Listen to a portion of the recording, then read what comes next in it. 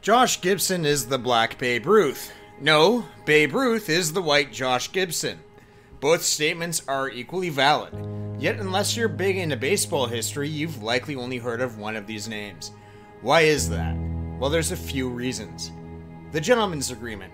Now, don't be fooled by the name. The Gentleman's Agreement in baseball was far from honorable. Most people today would know this as baseball's color barrier. There was never any written rule that excluded minorities from playing in the majors. Instead, to ensure the quote-unquote purity of the game, there was a non-binding agreement amongst the leaders within the game, be it the owners, players, or executives, that baseball was to be a white man's sport. Thus, while the rules did not explicitly exclude blacks, Latinos, and other ethnic minorities from participating outright, they were de facto barred from the league. It goes without saying that this left a lot of talent out of the majors. In 1920, Rube Foster, an all-time great black American pitcher, founded the Negro Leagues. His goal was to show the world the talent of the disenfranchised players. In 1933, a 21-year-old Josh Gibson would make his debut for the Crawfords, a Negro League team based in Pittsburgh, Pennsylvania. That leads us to our next point. The Negro Leagues didn't record a lot of data. This shouldn't come as much of a surprise. With the lack of exposure and support from American society at large, the Negro Leagues didn't have the same resources available to them as Major League Baseball did. Records of statistics were sporadic at best. Officially recorded statistics show just a fraction of Gibson's career, and Baseball Reference has only been able to account for just 165 of his home runs. However, baseball historians agree that this number is probably about 1/3 of his career long bombs at best. Many even believe that Gibson hit well over 800 home runs, and that would put him alongside only Japanese baseball legend Sadaharu Oh as the only players in professional baseball to cross the 800 home run mark for their career.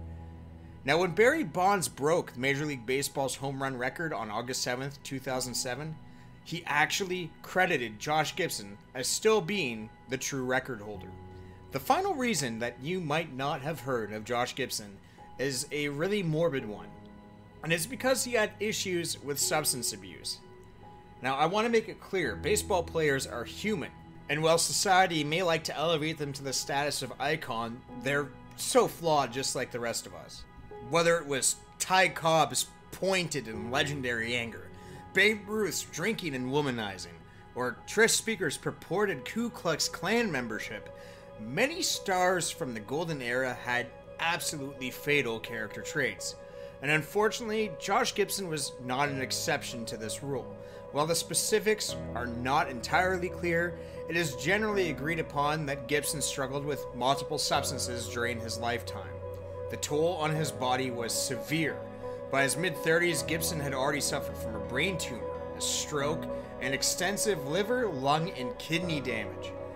This decline in health, as well as his addiction issues, played a vital role in him being passed over as a candidate to break baseball's color barrier. On January 20th, 1947, Gibson passed away at the age of 35. Jackie Robinson would make his MLB debut just 3 months later. Now, if you ask me, it's downright criminal that Josh Gibson isn't as well known to the public as his MLB contemporaries. But just know this. If you were to ask me to pencil my 9-man all-time starting lineup, you already know who I'm going to have playing catcher for my squad.